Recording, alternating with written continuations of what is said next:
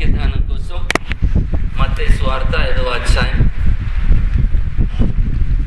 మత్తయి రాసిన సువార్త 5వ అధ్యాయం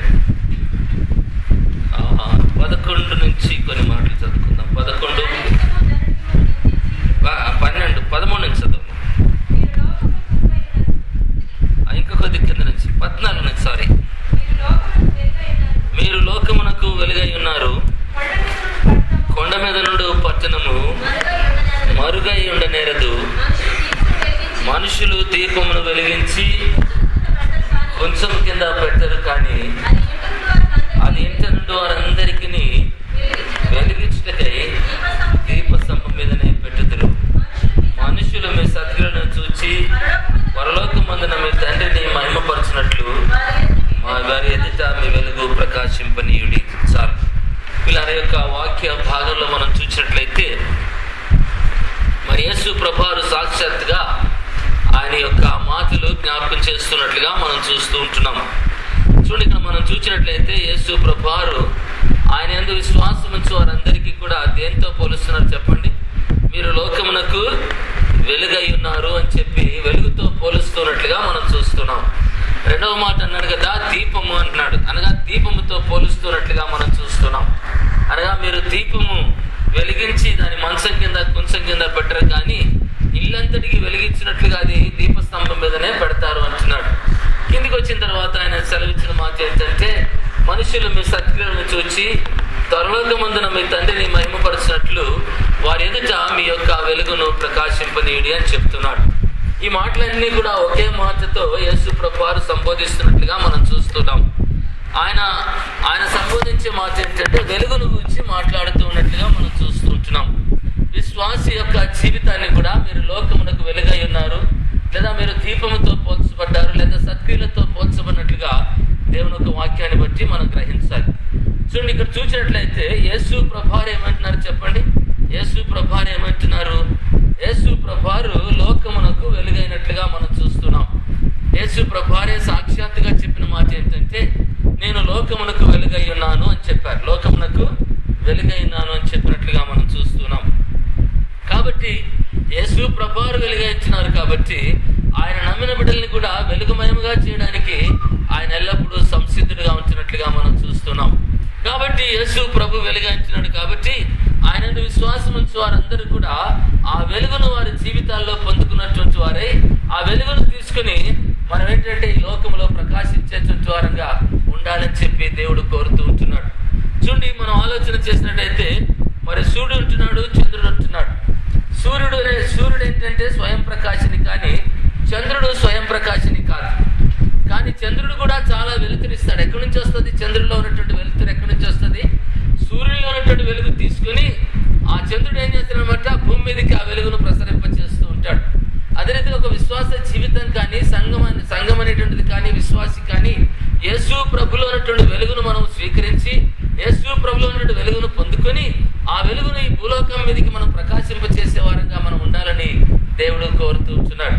అందుకొరకే యేసు ప్రభువారు మాట్లాడుతూ ఆయన ఒక మాట మనందరికీ తెలిసిన వాక్య భాగాలు యోహాను సువార్త 1వ అధ్యాయం 4వ వచనం చదవండి. యోహాను సువార్త 1వ అధ్యాయం 4వ వచనం. ఆయనలో జీవముండెను, ఆ జీవము మనుషులకు వెలుగై ఉండెను. 9వ వచనం చదవమ్మా. నిజమైన వెలుగుండెను, అది లోకములోనికి వచ్చుచు ప్రతి మనిషిని వెలిగించుచుండెనని. ఆయనలో జీవముండెను, ఆ జీవము మనుషులకు వెలుగై ఉండెను. నిజమైన వెలుగుండెనది లోకంలోనికి వచ్చి ప్రతి మనిషిని వెలిగించుచుండెని అంటున్నాం. అనగా ఈ మాట మనకి ఏం నేర్పిస్తుందంటే యేసు ప్రభువులో జీవం ఉంటుంది. ఆ జీవం ఏమైందంటే మనుషులకు వెలుగైనట్లుగా మనం చూస్తున్నాం. ఆ వెలుగు లోకంలోనికి వచ్చి ప్రతి మనిషిని వెలిగించడానికి ఆ వెలుగు ఎల్లప్పుడూ సంసిద్ధంగా ఉన్నట్లుగా మనం చూస్తుంటున్నాం. కాబట్టి ఎవరు యేసు ప్రభునందు విశ్వాసం ఉంచుతారో, యేసు ప్రభుని తమ సొంత రక్షకుడిగా ప్రభువుగా అంగీకరిస్తారో, ఎవరు దేవుని యందు విశ్వాసం ఉంచి ఆయన అంగీకరిస్తారో వారందరి జీవితాలు కూడా వెలిగించబడుతున్నట్లుగా మనం గమనించాలి. ఎందుకంటే యేసు ప్రభు యొక్క జీవం ఎప్పుడైతే మనలో ప్రవేశిస్తుందో, విశ్వాసాన్ని బట్టి యేసు ప్రభుని అంగీకరించడాన్ని బట్టి యేసు ప్రభుని మన రక్షకుడిగా ప్రభుగా అంగీకరించి యేసు ప్రభునందు విశ్వాసం ఉంచడాన్ని బట్టి ఆ ప్రభు వారి యొక్క జీవం మనలో ప్రవేశిస్తుంది. ఆ జీవం మన జీవితాలకి వెలిగిస్తున్నట్లుగా మనం చూస్తున్నాం. కాబట్టి వెలిగించమనేటువంటి జీవితాలు. అందుకే పేతురు రాసిన మొదటి పత్రిక 2వ అధ్యాయం 9వ వచనం ఎవరు రాయబడి చెప్పండి, ఒకసారి చదవండి. పేతురు రాసిన మొదటి పత్రిక 2వ అధ్యాయం 9వ వచనం. అయితే మీరు చీకటిలో నుండి ఆశ్చర్యకరమైనటువంటి తన వెలుగులోనికి మిమ్మల్ని పిలిచిన వారి గుణాతిశయములను ప్రచురము చేయ నిమిత్తము ఏర్పరచబడిన వంశమును, రాజులైన యాజక సమూహమును, పరిశుద్ధ జనమును, దేవుని సొత్తైన ప్రజలై ఉన్నారు. అనగా చీకటిలో నుండి వెలుగులోనికి పిలువబడినటువంటి ప్రతి వారు కూడా మరి దేవుడు పిలిచేట్లుగా మనం చూస్తున్నాం. అనగా మనందరినీ ఒకప్పుడు చీకటిలో ఉన్నటువంటి జీవితాల్ని దేవుడు వెలిగించడానికి ఇష్టపడుతున్నాడు. చీకటిలో ఉన్నటువంటి జీవితాలని వెలుగులోనికి దేవుడు పిలుస్తూ ఉంటున్నాడు. ఆయన పిలిచినప్పుడు ఆ వెలుగును స్వీకరించేటువంటి బాధ్యత మనందరి మీద ఉన్నట్లుగా గమనించాలి. అనగా ఈ వెలుగును మనం స్వీకరించాలంటే యేసు ప్రభునందు విశ్వాసం ఉంచడాన్ని బట్టి, యేసు ప్రభుని మన రక్షకుడిగా ప్రభుగా అంగీకరించడాన్ని బట్టి ఆ చీకటిని విడిచిపెట్టి వెలుగులో ప్రవేశించిన వారంగా మనం ఉంటున్నాం. అనగా మన జీవితాలు వెలిగించబడినటువంటి జీవితాలుగా దేవుడు చేయాలని చెప్పి ఇష్టపడతా ఉన్నాడు. అనేకులు ఆ రీతిగా ప్రభునందు విశ్వాసం ఉంచి అనేకులు రక్షించబడినటువంటి ప్రతి ఒక్క విశ్వాసి యొక్క జీవితం ఏంటంటే అది వెలుగుమయమైనటువంటి జీవితం, వెలిగించబడిన జీవితం అని మనం అందరం గమనించాలి. అందుకే ప్రభు అంటాడు కదా ఆయన శిష్యులతో, మీరు లోకమునకు వెలుగై ఉన్నారని చెప్పి యేసు ప్రభు చెప్తున్నట్టుగా మనం చూస్తున్నాం. ఆ పిలిచినటువంటి వాడిని ఎందుకు పిలిచారట? ఆయన గుణాతిశయములను ప్రచురము చేయ నిమిత్తము ఏర్పరచబడిన వంశమును, రాజులైన యాజక సమూహమును, పరిశుద్ధ జనాంగమును, దేవుని సొత్తైన అనగా పిలువబడినటువంటి వారికి దేవుడిచ్చినటువంటి ఎంత గొప్ప ఆధిక్యత. అనగా ఒక ఏర్పరచబడినటువంటి ఒక వంశం, అనగా యేసు ప్రభుని రక్షకుడిగా ప్రభువుగా అంగీకరించినటువంటి వారు ఒక ప్రత్యేకించబడినటువంటి ఒక వంశం. వారికి దేవుడు ఒక వంశాన్ని ఇస్తున్నట్లుగా మనం చూస్తుంటున్నాం. అంటే ఈ లోకాల్లో ఉన్న వంశాలు కులాలు కాదు, కానీ యేసు ప్రభు ఇచ్చేటువంటి వంశం ఏంటంటే అది శ్రేష్టమైనటువంటిది, అది దైవ సంబంధమైన, అనగా ఏంటంటే దేవుని యొక్క బీజము కలిగినటువంటి ఆ వంశాన్ని దేవుడు ఆయన మనం ఏర్పరచుకున్నట్లుగా మనం చూస్తుంటున్నాం. ఆ దేవుని యొక్క బీజము ఎవరైతే కలిగి ఉంటారో వారు ఒక ప్రత్యేకించబడినటువంటి వంశంగా ప్రభు ఏర్పరచుకున్నట్లుగా మనం చూస్తున్నాం. ఆ తర్వాత ఏర్పరచబడిన వంశమును, రెండవది ఏమంట, ఆయన వెలుగులోనికి పిలిచిన వారిని గుణాతిశయం ప్రచురం చేయబడిన నిమిత్తం ఏర్పరచబడిన వంశమును, రాజులైన యాజక సమూహం అంట. చూడండి, ప్రజలందరిలో కూడా గొప్పవారు ఎవరు చెప్పండి? గొప్పవారు అనమాట రాజు గొప్పవాడు. ఒక దేశానికి అధిపతి, నంబర్ 1 సిటిజన్ అంటే, నంబర్ 1 పర్సన్ అంటే ఎవరనమాట? రాజులు. అనగా దేవుని యందు విశ్వాసం ఇచ్చినటువంటి వారికి ఏ స్థితి ఇస్తున్నాడు అనమాట? రాజులుగా స్థితి, రాజు అయినటువంటి స్థితి దేవుడు ఇస్తా ఉన్నాడు. మూడవ సంగతి యాజకుడు. యాజకుడు అంటే అనమాట ఈ యొక్క మత సంబంధమైనటువంటి ప్రతి దాని మీద అధికారం కలిగించేటువంటి వాడు ఎవరంటే యాజకుడు. ఆ తర్వాత పరిశుద్ధ జనాంగం అంటున్నాడు. పరిశుద్ధ జనాంగం అంటే ఏంటన్నమాట? పాపము లేనటువంటి స్థితిలో ఏర్పాటు చేసి దేవుడు మనం పరిశుద్ధులుగా పిలుస్తున్నట్టుగా మనం చూస్తున్నాం. నాకరి మాట అంటాడు కదా, దేవుని సొత్తైన, నీవు దేవుని సొత్తుగా మార్చబడుతున్నావు. అంటే ప్రేమనటువంటి వారు యేసు ప్రభును, ఆయన ప్రభుని రక్షకుడిగా ప్రభుగా అంగీకరించడాన్ని బట్టి మన జీవితాల్లో ఎంత గొప్ప ధన్యకరమైనటువంటి స్థితి. అనగా ఆయన వెలుగులోనికి వచ్చినటువంటి వారి జీవితం ఎంత ఆశ్చర్యకరమైనటువంటి రీతిగా, అనగా ఏర్పరచబడిన వంశం, రాజు, యాజకుడు, పరిశుద్ధ జనము, దేవుని యొక్క సొత్తైనటువంటి ప్రజలుగా దేవుడు మనల్ని పిలుస్తున్నట్టుగా మనం జ్ఞాపకం చేసుకోవాలి. అనేక మంది ప్రభు యొక్క స్వరాన్ని విని, అనేక మంది దేవుని యొక్క మాట విని మరి యేసు ప్రభునందు విశ్వాసం ఉంచి రక్షించబడి బాప్తిసం తీసుకున్న వారు అనేక మంది ఉన్నారు. చాలా సంతోషం. ఒకవేళ ఇంకా యేసు ప్రభు యొక్క మాట వినకుండా ఇంకా చీకటిలోనే పాపములోనే జీవించేటువంటి వారు ఎవరైనా ఉన్నట్లయితే వారికి ఆధిక్యత లేదనేటువంటి విషయాన్ని దేవుడు జ్ఞాపకం చేస్తా ఉన్నాడు. అనగా నువ్వు ఏర్పరచబడిన వంశానికి చెందినటువంటి వ్యక్తివి కాదు, నువ్వు రాజువు కాదు, యాజకుడు కాదు, పరిశుద్ధ జనం కాదు, దేవునికి సొత్తైనటువంటి ప్రజ నీవు అని నువ్వు ఎక్కడున్నా కూడా దేవునికి వెలుపట జీవిస్తున్నావు అనేటువంటి సత్యము దేవుని యొక్క వాక్యం నేర్పిస్తా ఉంది. కాబట్టి ప్రియమైనటువంటి వారులారా, ఈ సమయంలో ఒకసారి మన జీవితాన్ని పరీక్షించుకునే వారంగా మనం ఉండాలి. ఆ వెలుగులోనికి పిలిచినటువంటి అనుభవం నీ జీవితంలో ఉంటుందా? ఒకసారి పరీక్షించుకొని ఆ వెలుగుమయమైనటువంటి, మీరు లోకములకు వెలుగైనటువంటి జీవితాన్ని మనం జీవించాలని దేవుడు కోరుతూ ఉన్నాడు. దేవుడైతే ఆయన మనల్ని వెలిగించి ఒక దీపంలాగా మనల్ని సిద్ధపరిచాడు. కానీ చాలాసార్లు ఈ వెలిగించినటువంటి దీపం ప్రకాశించకుండా ఆ యొక్క చీకటిలోనే మిగిలిపోయి చాలా మంది ఏంటంటే ఆ వెలిగించబడిన దీపాలను తీసుకెళ్లి కొంతమంది మంచం కింద పెడతారట, కొంతమంది కొంచెం కింద పెడతారట. అంటే ఏమైందనమాట, వారి వెలుగును ఇతరులకి ప్రకాశింపకుండా అనేకమైనటువంటి వారి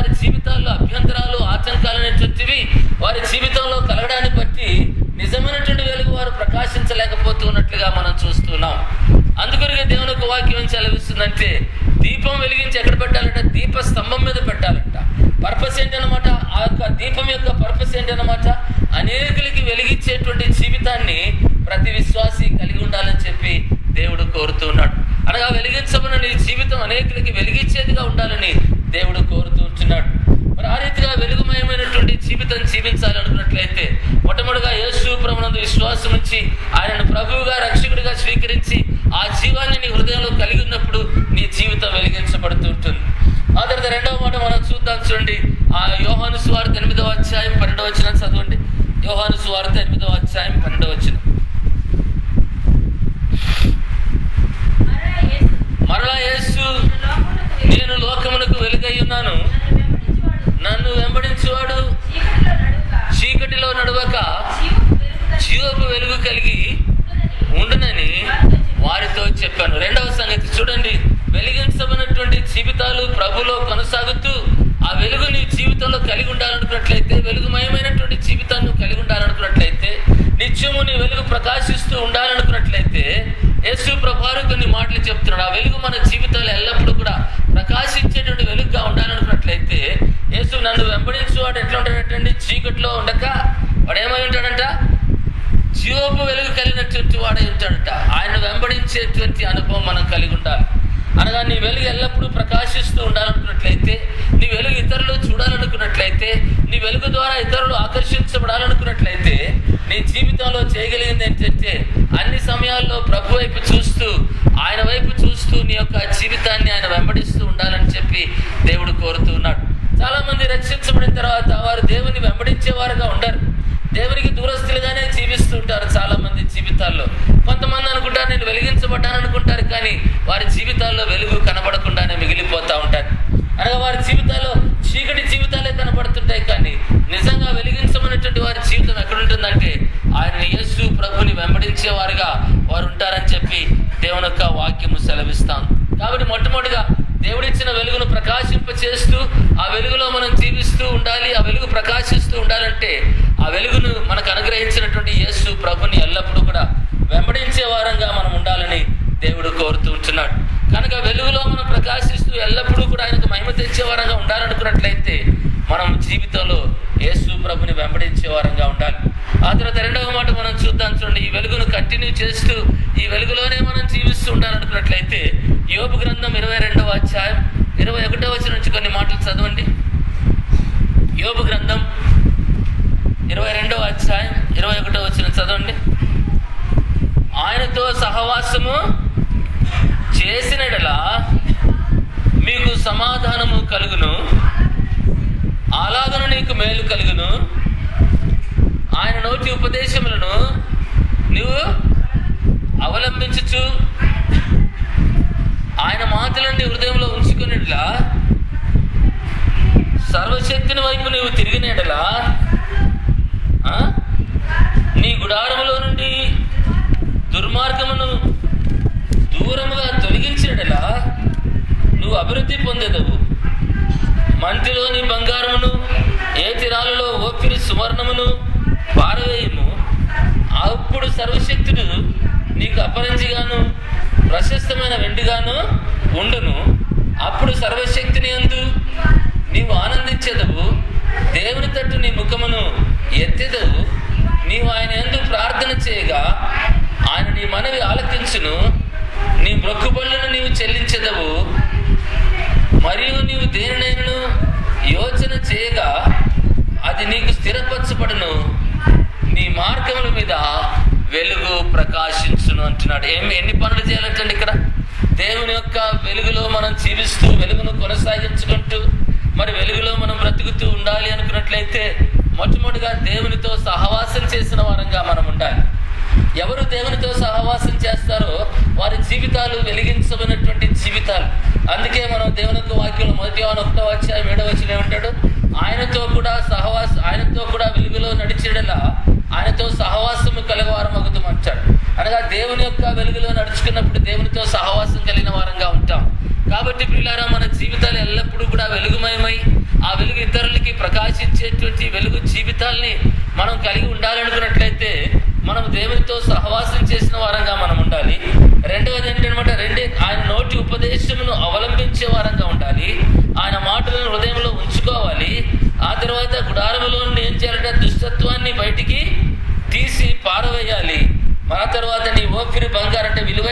వాటిని, నువ్వు ప్రేమించే వాటిని అవి ఏం చేయాలంటే వాటిని పారవేయాలి.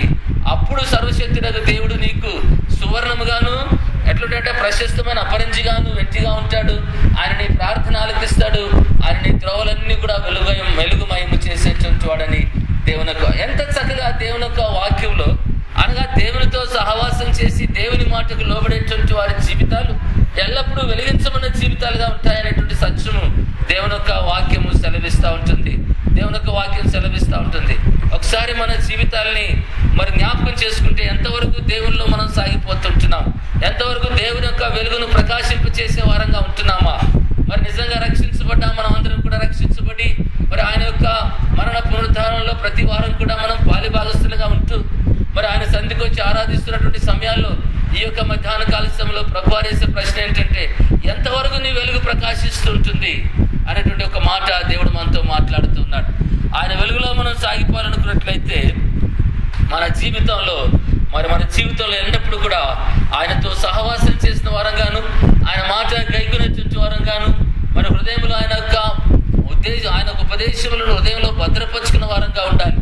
అందుకే దేవుని యొక్క వాక్యంలో కీర్తనకాడు అంటాడు కదా, నీ వాక్యము నా పాదములకు దీపము, నా త్రోవకు వెలుగైంది. అందుకొరకు ఆ వాక్యం ఎంతైతే హృదయంలో దాచిపెట్టుకుంటామో అంతగా దేవుని కొరకు ప్రకాశించే వారంగా, వెలుగుమయమైనటువంటి జీవితాలు కలిగిన వారంగా మనం ఉంటామని. అంటే ఈ మాట అంతా ఏం చూపిస్తుందంటే, ఒక మాటలో చెప్పాలంటే ఈ యొక్క నీకు విధేయత కలిగి నువ్వు బ్రతికినప్పుడు నువ్వు ప్రకాశించే వ్యక్తిగా ఉంటావని దేవుని యొక్క వాక్యం సెలవిస్తా ఉంది. ఇంకొక మాట చూద్దాం చూడండి, కీర్తన 97వ అధ్యాయం 11వ వచనం చదవండి. కీర్తన 97వ అధ్యాయం 11వ వచనం. నీతిమంతుల కొరకు వెలుగును, యథార్థ హృదయాల కొరకు ఆనందమును విత్తబడి ఉండునట. రెండవ మాట ఏంటంటే, నీతిమంతుల కొరకు ఎల్లప్పుడూ కూడా ఏముందనమాట, వెలుగు విత్తబడుతూ ఉంటుంది. వారి జీవితాలు ఎల్లప్పుడూ కూడా ఆ వెలుగు విత్తబడుతూ ఉన్నట్లుగా మనం చూస్తుంటున్నాం. ప్రియమైన వారులారా, ఆ యొక్క విధేయత కలిగినటువంటి జీవిత విధానం ఎవరైతే జీవిస్తూ ప్రభుని వెంబడిస్తూ ఆయన మాటకు లోబడుతూ ఆయనతో సహవాసం చేస్తూ ఆయనకి ఇష్టం కానిటువంటి వాటిని ఎంత విలువైనటువంటివైనా సరే తీసి బయట పారవేస్తున్నప్పుడు నీ వెలుగు ప్రకాశిస్తుందని చెప్పి ఈ సమయంలో గమనించాలని కోరుతూ ఉంటున్నాను. కాబట్టి ఆ రీతిగా విధేయత కలిగినటువంటి జీవితాలు ప్రకాశించే జీవితాలుగా, ఆ యొక్క దేవుని యొక్క వెలుగుని ఇతరులకి ప్రకాశించేటువంటి వారంగా మనం ఉంటామని దేవుని యొక్క వాక్యం సెలవిస్తూ ఉంది. ఆ తర్వాత మూడవ మాట మనం చూద్దాం చూడండి, కీర్తన 112వ అధ్యాయం 4వ వచనం చదవండి.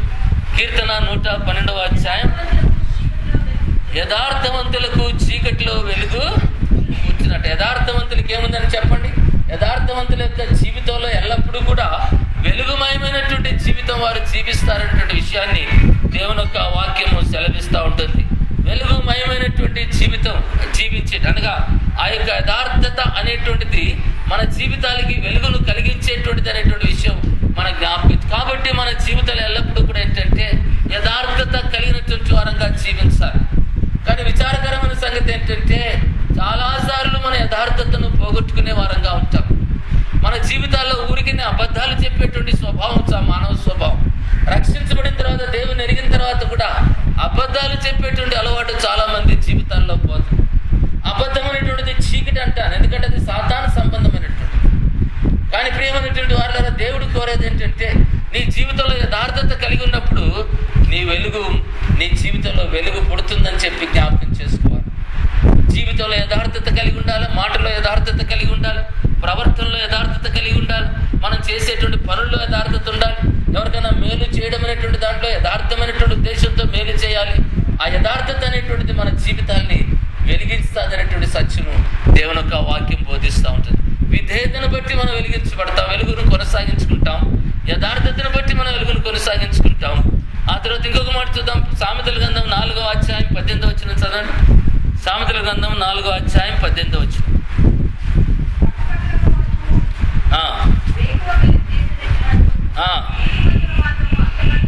నీతిమంతుల మార్గము అంతకంతకు తేజరిల్లంట. మూడవదిగా దేవుని యొక్క వాక్యం ఏంటంటే, నీవు నీతిమంతుడిగా తీర్చబడి ఆ తీర్చబడినటువంటి ఆ నీతి జీవితాన్ని కొనసాగించుకుంటూ మరి దుర్నీతిని అసహించుకుంటూ దుర్నీతిని ద్వేషిస్తూ నీతిని కొనసాగించుకునేటువంటి వారి జీవితాలు ఎల్లప్పుడూ కూడా వెలుగుమయమై ఉంటాయనేటువంటి విషయం దేవుని యొక్క వాక్యం. అనగా నీతిమంతులంగా బ్రతకాలని చెప్పి దేవుడు కోరుతూ ఉన్నట్లుగా మనం చూస్తుంటున్నాం. నీతిమంతుని యొక్క జీవితాన్ని మనం కలిగినటువంటి వారంగా ఉండాలని దేవుడు కోరుతూ ఉంటున్నాడు. ఆ తర్వాత ఇంకొక చక్కని మాటను చూద్దాం. చూడండి, ఆ యెషయా గ్రంథం 58వ అధ్యాయం 7-8 వచనాలు చదవండి. నీ ఆహారము ఆకలిగొని వానికి పెట్టుటయు, నీ రక్త సంబంధికి ముఖము త్రిప్పుకొనుకుండుటయు, దిక్కుమాలిన బీదలను నీ ఇంట చేర్చుకుంటయు, వస్త్రహీనుడు నీకు కనబడినప్పుడు వానికి వస్త్రం ఇచ్చుటయు, ఇదే కదా నాకు ఇష్టమైన ఉపవాసము. అలాగన నువ్వు చేసేడలా నీ వెలుగు వేకువ చుక్క వలన, నీ వెలుగు వేకువ చుక్క వలె ఉదయించును, స్వస్థత నీకు శీఘ్రముగా లభించును అంటున్నాడు. ప్రియమైనటువంటి వారులారా, ఎంత చక్కని మాటలు దేవుని యొక్క వాక్యం సెలవిస్తూ ఉంటుంది. చూడండి, ఏం రాయబడింది చెప్పండి, ఇక్కడ ఏం రాయబడింది చెప్పండి. చక్కని మాటలు రాయబడింది. నీ ఆహారము ఆకలిగా ఉన్న వారికి పెట్టుటయు, నీ రక్త సంబంధికి ముఖము తిప్పకుండుటయు, దిక్కుమాలిన బీదలను ఇంట చేర్చుకుంటయు, వస్త్రహీనుడు నీకు కనబడినప్పుడు వారికి వస్త్రములు ఇచ్చుటయు, ఇదే కదా నాకు ఇష్టమైన ఉపవాసము. నీవు అలాగూ చేసేడలా నీ వెలుగు వేకువ చుక్కవలే ఉదయించునంటున్నాడు. చాలాసార్లు మన జీవితాలు చీకటిమయమైపోతున్నాయి, మన జీవితాలు ప్రకాశించలేకపోతున్నాయి. యేసు ప్రభు అయినటువంటి వెలుగైనటువంటి యేసు ప్రభుని కలిగినా సరే ఆ లాంతరికంతా కూడా ఏముంటుందో చెప్పండి, ఏమైపోతుంట మసి పట్టేసినటువంటి లాంపరి జీవితాలు. ఏమిటి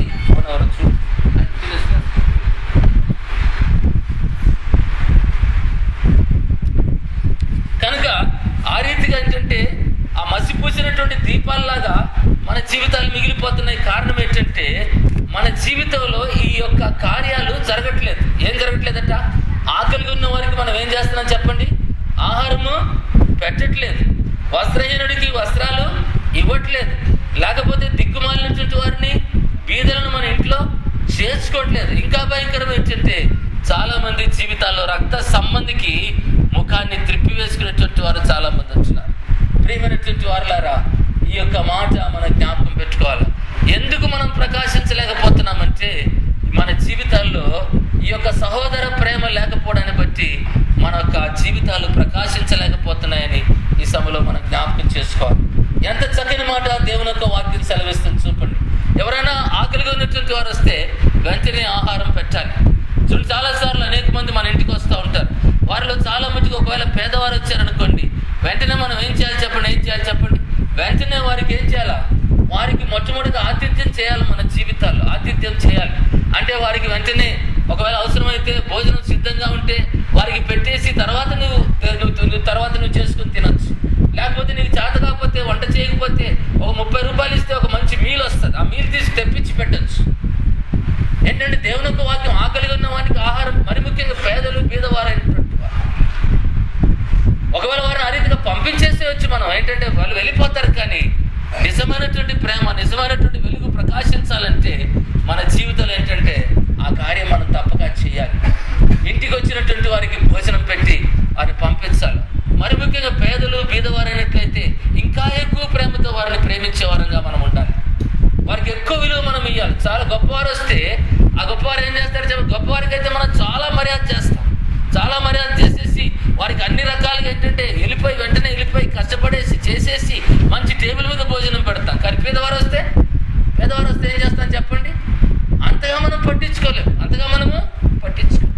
కానీ దేవుడు చూసేది ఏం చూస్తున్నాడు అనమాట, నీ ఇంటికి పేదవాడు వచ్చినప్పుడు ఏ రీతిగా చేస్తున్నావు, ధనికుడు వచ్చినప్పుడు ఏ రీతిగా చేస్తున్నావు అనేటువంటి సంగతి దేవుడు గమనించి దాన్ని బట్టి నీ వెలుగు ప్రకాశిస్తుంది. లేకపోతే నువ్వు చీకటిలోనే మిగిలిపోయిన వ్యక్తివని, నువ్వు వెలిగించబడి కూడా ఏంటంటే నీ వెలుగు సరైనటువంటిది కాదనేటువంటి సంగతి దేవుడు జ్ఞాపకం చేస్తా. ఆ తర్వాత వస్త్రహీనుడిని ఎత్తుకొచ్చినప్పుడు ఏం చేయాలంటే వాడికి వస్త్రాలు ఇవ్వాలి. నా ఇంటికి ఏ సేవకుడు వచ్చినా సరే ఒక జత బట్టలు ఇచ్చి పంపిస్తూనే ఉంటాను. పాస్టర్ గారు ఒక చీర ఇస్తుంది, నేను ఒక జత బట్టలు ఇచ్చి ఊరికనే ఏ పాస్టర్ని కూడా పంపించాను. నేను ఏ వ్యక్తిని కూడా వచ్చిన వెంటనే ఆ లోపల నుంచి ఆ ప్రేరేపణ వచ్చేస్తుంది. ఏమి ఇద్దామా, ఇతనికి ఏం మేలు చేద్దామా, ఎట్లా చేయాలనేటువంటి ఆ ప్రేరేపణ లోపల నుంచి పుడుతుంటుంది. ఎందుకంటే అది దేవుని యొక్క చిత్తం ఆ రీతిగా ఉంటుంది మన జీవితాలు. దేవుని ఎరిగినటువంటి బిడ్డలంగా, మరి దేవుని చేత దీవించబడిన బిడ్డలంగా, ఈ ఇతరులకి మేలు చేయ శక్తి కలిగినటువంటి బిడ్డలంగా మనం బ్రతుకుతున్నప్పుడు, మన వెలుగు ఇతరులకి ప్రకాశించే వారంగా ఉండాలనుకున్నట్లయితే వారు పోయి ఊరూరంతా చెప్పుకుంటారు ఏంటంటే, అయ్యగారు నాకు కొత్త బట్టలు ఇచ్చాడు. అంటే ఆ వెలుగు ప్రకాశిస్తుంటుంది. అంతే, నా గొప్పతనం కొరకు నేను చెప్పట్లేదు. ఎవరన్నా మీరు ఇచ్చారనుకోండి, తప్పగా వారు వెళ్ళి చెప్పుకుంటారు ఏంటంటే, ఎందుకంటే వారికి అటువంటి సంతోషం కలుగుతుంది. అది వెలుగు, అది మంచిదనేటువంటి విషయాన్ని మనం గమనించి అందుకే మనుషులు మీ సత్క్రియలను చూచి పరలోకమందున మీ తండ్రిని మహిమపరచు నిమిత్తం వారి ఎదుట మీ వెలుగును ప్రకాశింప చేయడని ఈ 16వ వచనంలో ఇక్కడే మనం చదివిన వాక్య భాగంలో మనం చూస్తా ఉన్నాం. కాబట్టి ప్రియమైనటువంటి వారులారా, వస్త్రహీనుడు వచ్చినప్పుడు వస్త్రాలు ఇవ్వాలి. ఆ తర్వాత ఇంకేం చేయాలంటండి, దిక్కుమాలిన బీదలను నీ ఇంట చేర్చుకొనుటయు అంటున్నాడు. దిక్కుమాలిన బీదలను ఇంట చేర్చుకోవాలని చెప్పి, అన్నిటికంటే ఇంకా గొప్పది ఏంటంటే, రక్త సంబంధి ఇంటికి వచ్చినప్పుడు మాత్రం ముఖము తిప్పుకుంటే మాత్రం దానివల్ల చాలా నష్టం కలుగుతుంది అనేటువంటి విషయం జ్ఞాపకం చేసుకోవాలి. ఒకవేళ రక్త సంబంధి నీకు ఎంత అపకారం చేసినా పర్వాలేదు, ఒకవేళ నిన్ను గురించి నిన్ను గురించి ఎంతో బాధ పెట్టి ఉండొచ్చు, లేకపోతే ఏమైనా చేయండొచ్చు, కానీ ఒకవేళ నీ ఇంటికి వచ్చినప్పుడు మాత్రం నువ్వు చేయగలిగిన మేలంతా, ఏమి చేసినా వారు ఎంత అపరాధం చేసినా పర్వాలేదు, కానీ నీ ఇంటికి వచ్చినప్పుడు మాత్రం వారికి మాత్రం ఎట్టి పరిస్థితుల్లో ముఖాన్ని తిప్పుకోవడానికి వీలు లేదని దేవుడు, అంటే ఎవరైతే ఆ రీతిగా చేస్తారో వారు వెలుగు ప్రకాశించేటువంటి వెలుగైనటువంటి సత్యము దేవుడు. ఇదంతా కూడా యేసు ప్రభువు కొండ మీద తన ప్రసంగాన్ని చేస్తూ మరి ఈ సత్యాన్ని, అంటే ఇది ఏంటంటే విశ్వాస జీవితంలో ప్రతిరోజు కూడా ఇది ఈ వెలుగు ప్రకాశిస్తూనే ఉండాలి. ఈ వెలుగు ఎప్పుడు కూడా ఆరిపోవడానికి వీలు లేదనేటువంటి సత్యము ఈ సమయంలో మనం జ్ఞాపకం చేసుకోవాలి. కాబట్టి దేవుని యొక్క వాక్యం ఏం చెప్తుంది చెప్పండి, దిస్ ఈజ్ కాల్డ్ బెనవలెన్స్ అంటాం. అంటే బీదలను కనికరించుట, పేదవారికి సహాయం చేసేటువంటి స్థితి మనం అంటాం. ఈ యొక్క బెనవలెన్స్ అనేటువంటిది ప్రతి విశ్వాసి జీవితంలో గొప్ప వెలిగించేటువంటి ఆశీర్వాదం అని, ఈ రీతి ఎవరైతే చేస్తారో వారి జీవితాల్లో వారి వెలుగు ఎల్లప్పుడూ కూడా ప్రకాశించేటువంటి వెలుగుగా ఉంటుందని దేవుని యొక్క వాక్యం సెలవిస్తామని. కాబట్టి మనం ప్రకాశించాలంటే ఆ రీతిగా జీవించి ఆ రీతిగా చేసేవారుగా మనం ఉండాలని దేవుడు కోరుతా ఉన్నాడు. ఆ తర్వాత ఇంకొక మాట చూద్దాం. అపోస్తుల కార్యాలు 13వ అధ్యాయం 47వ వచనం ఒకసారి చదవండి. అపోస్తుల కార్యాలు 13వ అధ్యాయం 47వ వచనం. నీవు భూదిగంతముల వరకు రక్షణార్థముగా ఉండునట్లు నిన్ను అన్యజనులకు వెలుగుగాను ఉంచి ఉన్నాను అంటున్నాడు. అంటే ఈ మాట ఏం చూపిస్తుంది చెప్పండి? ఈ మాట ఏం చూపిస్తుంది?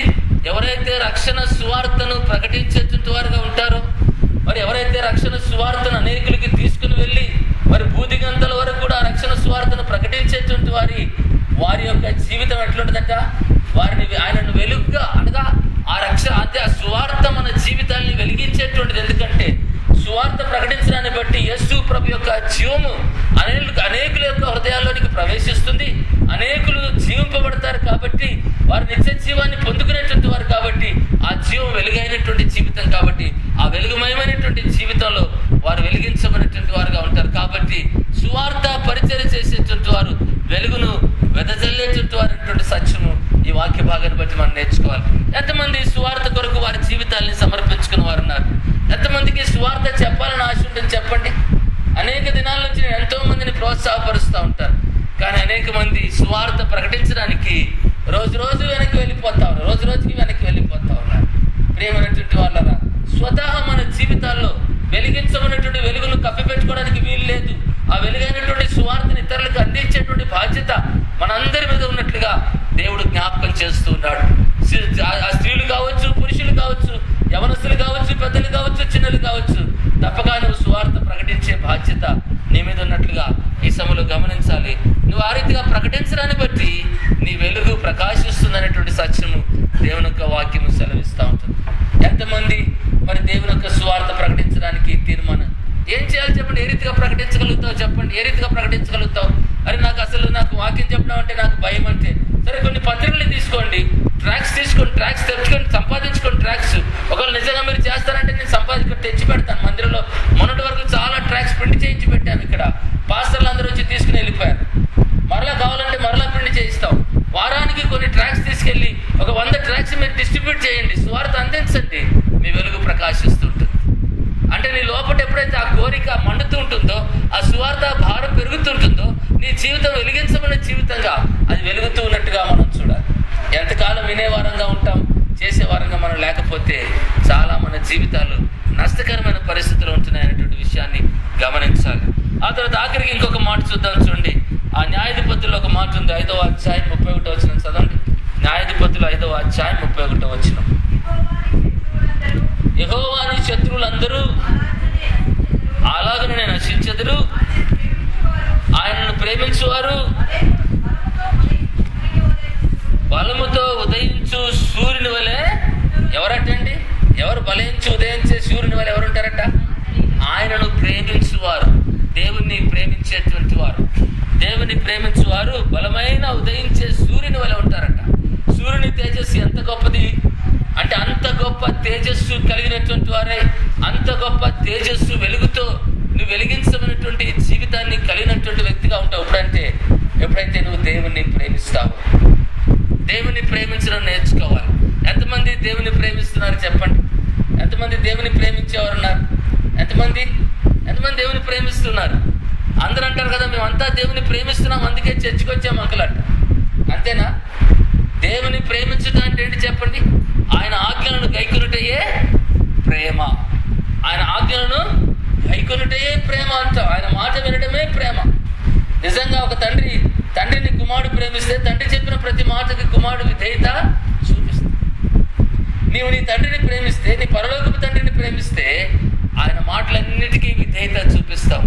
కానీ ఒకవేళ నిజంగా దేవుని మాట వినకుండా, దేవుని ప్రేమించకుండా ఒకవేళ మనం జీవిస్తున్నామంటే నిజంగా మన జీవితాలన్నీ చీకటమయమైపోయి మన దీపాలన్నీ వెలిగించబడిన దీపాలన్నీ ఎక్కడికి వెళ్ళిపోయినాయి అంటే ఆ కొంచెం కిందికి వెళ్ళిపోయాయి, మంచం కిందికి. మంచం అంటే ఏంటి? కొంచెం అంటే ఏంటి చెప్పండి? మంచం అంటే ఏంటన్నమాట? సోమరితనం. హాయిగా పడుకొని కాళ్ళు ముడుచుకుని కూర్చునేటువంటి స్వప్నం. సోమరితనం అనేటువంటిది చాలా భయంకరమైనటువంటి, అది చాలా it's a very dangerous character అంటాను నేను. సోమరితనం అనేది దేవుని ఒక వాక్యంలో ఒక మాట ఉంది, ఒక చక్కని మాట ఉంది. సామెతల గ్రంథం 19వ అధ్యాయం 24వ వచనం చదవండి. సామెతల గ్రంథం 19వ అధ్యాయం 24వ వచనం. సోమరి పాత్రలో చెయ్యి ముంచునే కానీ తన నోటికి దాన్ని తిరిగి ఎత్తనైనను ఎత్తడు. ఏముందటండి? గిన్నె ఉందా? ఉంది. గిన్నె. పాత్ర ఉందా? పాత్ర ఉంది. పాత్రలో కావలసినటువంటి ఆహారం ఉందా? ఉంది. చెయ్యి ఉందా? ఉంది. నోరుంది, చెయ్యి ఉంది, గిన్నె ఉంది, పాత్ర ఉంది. ఆ గిన్నెలో కావలసినంత మంచి రుచికరమైన భోజనం ఉంది. అన్ని ఉన్నాయి. కానీ ఆ చెయ్యి ముంచుతాడంట. కానీ ఆ ముంచిన చెయ్యి ఎక్కడ తీసుకురాడంట? నోటి దగ్గర తీసుకొచ్చి నోట్లో పెట్టుకోవడానికి వారికి సోమరితనం అన్నమాట. మనకేమి లేవు చెప్పండి? అన్ని అవకాశాలు మనకున్నాయి, సమస్త అవకాశాలు ఉన్నాయి. సువార్త ప్రకటించే అవకాశం ఉంది, సువార్తలో పాల్గొనే అవకాశం ఉంది, దేవుని మాట వినేటువంటి అవకాశం ఉంది. దేవుని యొక్క వాక్యాలు అనేక మాటలు మనం వింటూ ఉన్నాము. ప్రతి ఆదివారం దేవుడు అనేక సత్యాలు బోధిస్తూ మాట్లాడుతున్నాడు. దేవుడు ఆ ప్రతిదీ సమస్తాన్ని దేవుడు ఏర్పాటు చేసి అవన్నీ సిద్ధపరిచి నీ ముందు పెట్టి నువ్వు వాటిని గైకుంటే, వాటిని తీసుకుంటే నీ జీవితం ఆశీర్వదించబడుతుందంటే అడ్డం వచ్చేదంతా ఏం అడ్డం వస్తుంది చెప్పండి? ఏమడ్డం వస్తుంది? మంచం అడ్డం వస్తుంది. మంచం అంటే సోమరితనం అడ్డం వస్తూ ఉంది. ఇంకొంచెంసేపు పడుకుందాం, ఇంకొంచెంసేపు కునుకుదాం, ఇంకొంచెంసేపు ఉతక మీద తలుపు తిరుగుతుందంట. సోమరివాడు తన పడక మీద ఇటు అటు. చాలా మంది ఎన్ని గంటలకు లెగుస్తారు ఆదివారం చెప్పండి? ప్రతిరోజు ఎన్ని గంటలకు లెగుస్తారు నాకు చెప్పొద్దు, మీరు ఆలోచన చేయండి. అబ్బా 10 గంటలకు లేచేవారు, 8 గంటలకు లేచేవారు అంటారు. అందుకే చర్చికి లేట్ అయిపోతుంది. ఎందుకు చర్చికి లేట్ అయిపోద్దండి? ఎందుకంతది? నిజంగా మరి ఆ సోమరితనం అనేటువంటిది మరి ఎంత నష్టపరుస్తుందో. అనగా దేవుడు నీ జీవితానికి, ఈ జీవితానికి, భక్తికి కావలసినటువంటి ప్రతి ఏర్పాటు ఆయన అన్నీ సిద్ధపరిచి నీ జీవితాన్ని ఒక ఉన్నతమైనటువంటి, ఘనమైనటువంటి, మహిమకరమైనటువంటి లేదా దేవునికి ప్రీతికరమైనటువంటి ఒక పాత్రగా చేసి ఆ పాత్రలో సమస్తాన్ని పెట్టి అనుభవించమంటే చెయ్యి ముంచుతున్నావు కానీ దాన్ని తీసుకుని అనుభవించు. అందుకొరకే నీ వెలుగు ప్రకాశించట్లేదని దేవుని యొక్క వాక్యం సెలవిస్తూ ఉంది. పిల్లలు ఒకసారి సీరియస్గా ఆలోచన చేయండి. ఎన్ని ఆశీర్వాదాలు పోగొట్టుకుంటున్నాం. ఇంటికి వెళ్ళి మోకరించి, ప్రభా ఎన్ని ఏర్పాట్లు నా కొరకు చేశావు ప్రభా, నా కొరకు అన్ని అవకాశాలను సిద్ధపరిచావు, ఆ చక్కని వాక్యాలు ఇస్తున్నావు, చక్కనటువంటి అవకాశాలు, తరుణాలు సమస్తం ఉంటున్నాయి. కానీ వాటిని వినియోగించుకోలేకపోతున్నాను ప్రభా. కారణం ఏంటంటే నా సోమరితనమే దానికి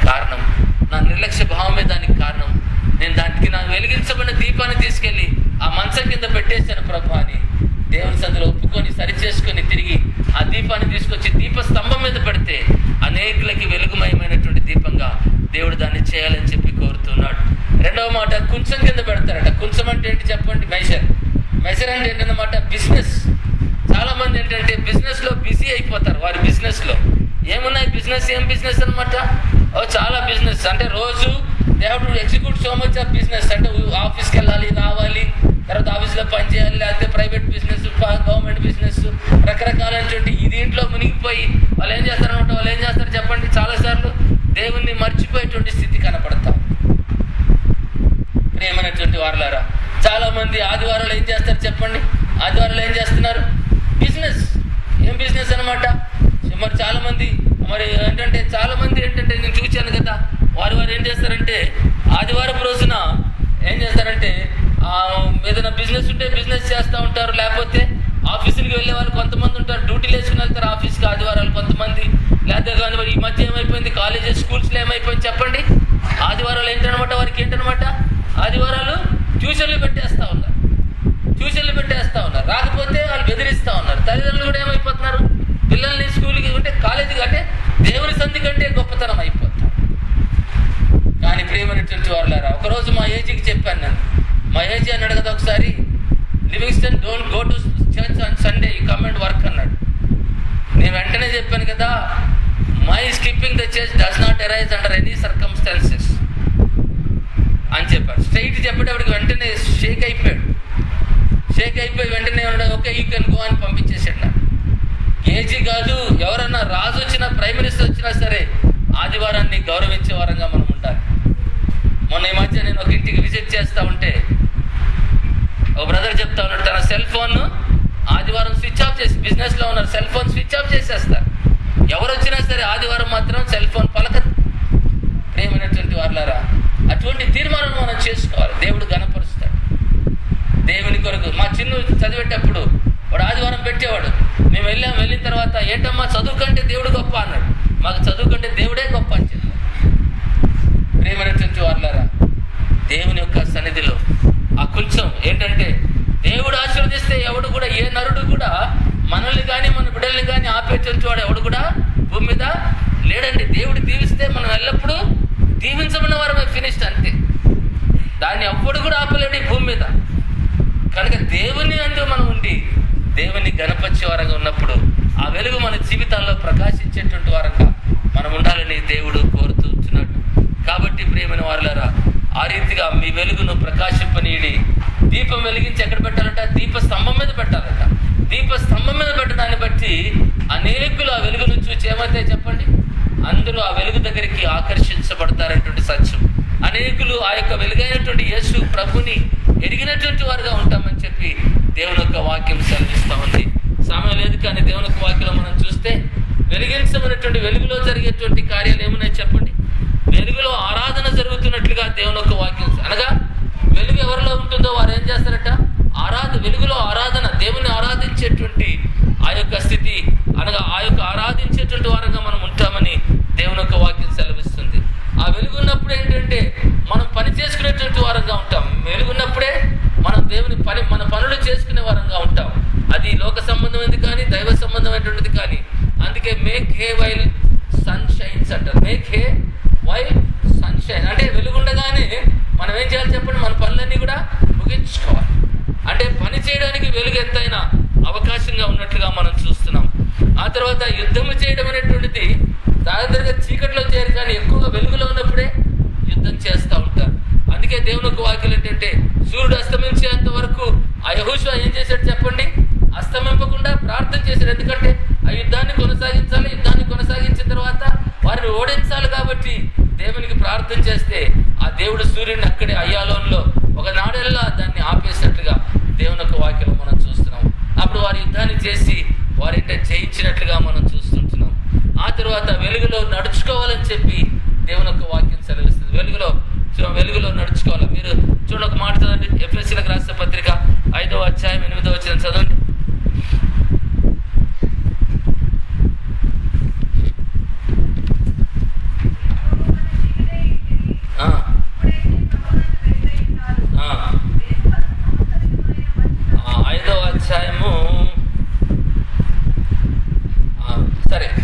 వెలుగు ఫలము సమస్త విధములైన మంచి కాదు. పూర్వం చీకటి అయినారు కాబట్టి ఆ వెలుగులో నడుచుకుని సమస్త విధమైన మంచితనము, నీతి, సత్యమును వాటిలో మనము సాగిపోయేటువంటి వారంగా ఉండాలని దేవుడు కోరుతుంటున్నాడు. ఆ తర్వాత ఇంకేంటండి, సాక్ష్యం చెప్పేది ఎప్పుడు చెప్పాలి చెప్పండి. మొదటి దశలోనికలు 5వ అధ్యాయం 5-6 వచనాలు చదవండి. మొదటి దశలోనికలు 5వ అధ్యాయం. మీరందరూ వెలుగు సంబంధులను పగటి సంబంధులై ఉన్నారు. మనం రాత్రి వారము కాము, చీకటి వారము కాము. కావున ఇతరుల వలె నిద్రపోక మెలకువగా ఉండి మత్తులము కాక యుందము. నిద్రపోవారు రాత్రి వేళ నిద్రపోదురు, మత్తుగా ఉండేవారు రాత్రి వేళ మత్తుగా ఉందరు. మనం పగటి వారమై ఉన్నాము కనుక మత్తులమై ఉండక విశ్వాస ప్రేమలను, కవచమును, రక్షణ నిరీక్షణ శిరస్థానమును ధరించుకుందాము అంటున్నాడు. కాబట్టి మనం వెలుగు సంబంధులు కాబట్టి ఈ యొక్క రక్షణ శిరస్థానాన్ని ధరించుకుని ఎల్లప్పుడూ కూడా దేవునికి సాక్షి బిడ్డలంగా మనం జీవించాలని దేవుడు కోరుతూ ఉంటున్నాడు. అంతే సాక్షి బిడ్డలంగా జీవించడమే కాదు, కానీ దేవుని యొక్క రాకడ కొరకు ఎదురు చూచేటువంటి వారంగా మనం ఉండాలని ఈ వాక్య భాగం మనకి సెలవిస్తున్నట్లుగా మనం చూస్తున్నాం. అనగా వాచింగ్, అనగా వెలుగు కొరకు ఎదురు చూస్తూ మరి దేవుని యొక్క రాకడ కొరకు ఎదురు చూచేటువంటి వారంగా మనం ఉండాలని దేవుడు కోరుతూ ఉంటున్నాడు. కాబట్టి ప్రియమైన వాళ్ళ, అందుకే యేసు ప్రభువారు అంటున్నాడు కదా, మీరు లోకమునకు వెలుగై ఉన్నారు. మనుషుడు దీపమును వెలిగించి కుంచం కింద మంచం కింద పెట్టడు, కానీ అది అనేకులకు వెలిగించినట్లుగా అది దీపస్తంభం మీద పెడతారని యేసు ప్రభువారు చెప్తా ఉన్నారు. కాబట్టి ఈ సమయంలో మనం ఒక ప్రశ్న వేసుకుందాం. వెలిగించబడినటువంటి నీ జీవితం ఎక్కడుంటుంది? కుంచం కింద ఉంటుందా, మంచం కింద ఉంటుందా, లేక దీపస్తంభం మీద ఉంటుందా? ఒకవేళ నిజంగా దీపస్తంభం మీద ఉంటే నీ చుట్టూ అనేకుల్ని ఆకర్షించే వ్యక్తిగా నువ్వు ఉంటావు. అనేకులు నీ వెలుగునంతకు వస్తారు. అనేకులు నీ ద్వారా ప్రభునదికి, యేసు ప్రభు యొక్క వెలుగును స్వీకరించడానికి ఇప్పటికే అనేక మంది నీ దగ్గరకు వచ్చి నీ ద్వారా అనేకులు ప్రభుని అంగీకరించడానికి, ఆ వెలుగును స్వీకరించడానికి నీ జీవితం ఉపయోగపడి ఉండేది. మరి ఈ సమయంలో ఒకసారి పరీక్షించుకుందాం. మరి వెలిగించబడ్డానని చెప్తున్నావు, వెలిగించబడినటువంటి నీ జీవితం ప్రకాశిస్తుందా? ఒకసారి పరీక్షించుకుందాం. ఎందుకంటే ఒకరోజు దేవుడు మనం వెలిగించిన విధానాన్ని బట్టి, ఒకరోజు దేవుడు ఒకవేళ మనల్ని అడిగితే మనం ఏం చెప్తాం? నిన్ను వెలిగించాను కదా, నా జీవాన్ని నీకు పోశాను కదా, మరి నువ్వు ఎంతవరకు ప్రకాశించావు, ఎంతమందిని నా కొరకు నా వైపు తిరిపావు, ఎంతమందికి నా వెలుగును చూపించావని ఒకవేళ దేవుడు మనల్ని విమర్శిస్తే, మన ఒకవేళ మనల్ని నిలబెట్టి అడిగితే ఏం చెప్పగలుగుతాం చెప్పండి? ఏం చెప్పగలుగుతాం? ఒకసారి మనం పరీక్షించుకోవాలా. ప్రియులార, యొక్క మధ్యాహ్న కాల సమయంలో పరిశుద్ధాత్మ దేవుడు మనకి నేర్పించే సత్యం ఏంటంటే, నీ వెలుగును ఇతరులు చూడగలిగేటువంటి వెలుగు నువ్వు ప్రకాశించాలి. అనేక మాటలు నేను చెప్పాను. క్రీస్తుని కలిగి ఉండడాన్ని బట్టి వెలుగుంటుంది, యేసు ప్రభుని వెంబడించడాన్ని బట్టి వెలుగుంటుంది, ఆ తర్వాత విధేయత చూపించడాన్ని బట్టి, గుడారంలో ఉండి చెడుతనాన్ని, దుష్టత్వాన్ని తొలగించుకోవడాన్ని బట్టి, ఆయన మాటలు మన హృదయంలో భద్రపరచుకోవడాన్ని బట్టి మన వెలుగు ప్రకాశిస్తుంటుంది. మన నీతిని బట్టి వెలుగు ప్రకాశిస్తుంటుంది. అంతేకాదు మన జీవితాల్లో మేలు చేయడాన్ని బట్టి, పేదల్ని కనికరించి, ఆహారం లేనటువంటి వారికి ఆహారము, వస్త్రం లేనటువంటి వారికి వస్త్రము, బీదల్ని కనికరించి, రక్త సంబంధులకి ముఖం త్రిప్పుకోకుండా మన యొక్క ప్రవర్తన ఉన్నట్లయితే తప్పగా మన వెలుగు ప్రకాశిస్తుంటుంది. ఆ తర్వాత దేవుని ప్రేమించడాన్ని బట్టి వెలుగు ప్రకాశిస్తుంది. దేవుని యొక్క సువార్తను ప్రకటించడాన్ని బట్టి మన వెలుగు ప్రకాశిస్తుంది. మరి ఎంతవరకు మనం ప్రకాశిస్తున్నాం? ఒకసారి మనం పరీక్షించుకొని ప్రార్థన చేసుకుందాం. ఎందుకంటే దేవుడు వెలిగించినటువంటి ఈ జీవితాలు మరి ఆ వెలుగు నష్టమైపోకుండా దాన్ని తీసుకెళ్లి కొంచెం కింద మంచం కింద పెట్టేసి అంతా కూడా ఏంటంటే ఆ మసి అంతా అయిపోయి నీ వెలుగు ఏమాత్రం కూడా ఇతరులు చూడలేకుండా ఆ మసిపోయినటువంటి జీవితాలని మరొకసారి ప్రభు పాదాల దగ్గర తీసుకొచ్చి అదంతా తీసివేసి దానంతా తొలగించుకుని అదంతా తుడిచి చక్కగా ఆ దీపాన్ని వెలిగించి చక్కగా అనేకులకు వెలిగించే జీవితంలాగా మనందరి జీవితాలు ఉండాలని చెప్పి ప్రభు ఆశపడి ఈ వాక్య సత్యాన్ని మన ముందు పెడుతూ ఉంటున్నారు. ఎంతమంది ఆశపడి నిజంగా అవును ప్రభా, నేను కూడా వెలుగు ప్రకాశించాలి నాయన, నన్ను చూచిన వారు నిన్ను చూచేవారుగా, నాలో ఉన్న వెలుగు చూచి నిన్ను మహింపరిచేవారుగా నా జీవితాన్ని నాయన నేను కట్టుకుంటాను అని ఒకవేళ నువ్వు తీర్మానం చేసుకున్నట్లయితే ప్రభు సందులో మోకరించి ప్రార్థన చేసి, ప్రభా నేను బ్రతుకుతున్నాను కానీ నా వెలుగు ఇతరులకి చూపించలేకపోతున్నాను నాయన, నేను బ్రతికి ఇతరులకి వెలుగు చూపించేటువంటి వ్యక్తిగా నా జీవితాన్ని మార్చు ప్రభా అని ఒకవేళ నిజంగా నువ్వు ప్రార్థన చేసుకుని నీ జీవితాన్ని ప్రభుకి సమర్పించుకున్నట్లయితే తప్పగా ప్రభు తన కృపనిచ్చి నీ వెలుగుని ఇతరులకి చూపించే వ్యక్తిగా దేవుడు చేయడానికి ఆయన ఇష్టపడుతున్నాడు. ఒకవేళ మీ జీవితాల్లో అటువంటి ఆశ అసలు కనబడట్లేదంటే మీలో నిజమైన వెలుగు ఉండలేదేమో, అది కూడా ప్రశ్న వేసుకోవాలి ఈ సమయంలో. ఒకవేళ నువ్వు వెలిగించబడి వెలిగించబడ్డారనుకుంటున్నావు, కానీ అసలు నువ్వు వెలిగించబడకుండా ఆ బుద్ధి లేని కన్యలుకున్నట్టుగా దీపాలు మాత్రమే ఉన్నాయి, కానీ వెలుగు లేనటువంటి జీవితాలుగా ఉంటున్నావేమో. అది కూడా పరీక్షించుకునే సమయం ప్రియులారైతే. ఎందుకంటే సాతాను అనేకుల్ని మోసం పెడుతున్నాడు ఈ దినాల్లో. మోసపెట్టి నువ్వు వెలిగించబడ్డావులే అంటాడు, కానీ నిజమైన వెలుగు నీ జీవితంలో లేదేమో, నీ జీవితం వెలిగించబడలేదేమో, అందుకొరికే నీ వెలుగు ఇతరులకి చూపించలేకపోతున్నావేమో. అది కూడా నువ్వు ప్రశ్న వేసుకోవాలి చాలా జాగ్రత్తగా. ఎందుకంటే పరిశుద్ధాత్మ దేవుడు తేటగా అన్ని రకాలుగా మన జీవితాల్ని పరీక్షిస్తున్నాడు. అన్ని రకాలుగా మన యొక్క బ్రతుకును పరీక్షిస్తూ అన్ని రకాలైనటువంటి ప్రశ్నలు, అన్ని రకాలైనటువంటి ఆలోచనలు పరిశుద్ధాత్మ దేవుని దగ్గర పెట్టినప్పుడు వెళ్ళు సాగిలపడు, దేవుని సందులో సాగిలపడి, ప్రభా నేంటి ప్రభా నా పరిస్థితి, ఎంతకాలం వాక్యం విని వెళ్ళిపోతున్నానా, ఏదైనా నా జీవితంలో ఉపయోగం దొరుకుతుందా, నేనేమైనా మార్చబడుతున్నానా, నా జీవితంలో ఏమైనా సరే నిజమైనటువంటి ప్రభా నీ యొక్క కార్యం నా జీవితంలో జరుగుతుందా లేదా పరీక్షించుకుందాం. ఎందుకంటే పిల్లలు ఒకవేళ ఆ రీతిగానే వింటున్నావు వెళ్ళిపోతున్నావు జీవితంలో అనేకమైనటువంటి శ్రేష్టమైన సత్యాలు దేవుడు డైరెక్ట్ గా ఇండైరెక్ట్ గా ట్రయల్ అండ్ ఎర్రర్ మెథడ్లో నీతో మాట్లాడుతున్న సమయాల్లో నువ్వు సరి చేసుకోకపోయినట్లయితే జాగ్రత్త, నీ జీవితం చాలా మరి ఘోరమైనటువంటి స్థితిలో ఉంటున్నామని. అంటే కూరుకుపోయి బయటికి రాలేనటువంటి పరిస్థితుల్లో, అనగా ఈ లోకము ఐక్యత విచారం ధనమోసాలతోటి లేదా ఊబిలో కూరుకుపోయి బయటికి రాలేని పరిస్థితుల్లో ఉన్నావా, అది కూడా ప్రశ్నించుకోవాలని చెప్పి దేవుడు కోరుతా ఉన్నాడు. ఎందుకంటే వెలిగించబడిన జీవితం వెలుగును ఎవరు కూడా దాచిపెట్టలేరు, కానీ ఒకవేళ నీకున్నటువంటి బలహీనతలు, అయోగ్య జీవితం లేదా సోమరితనం, నిర్లక్ష్య భావన బట్టి అంతా కూడా మసిపట్టేసి వెలుగు ప్రకాశించకుండా మిగిలిపోయిన పరిస్థితిలో ఉన్నాము.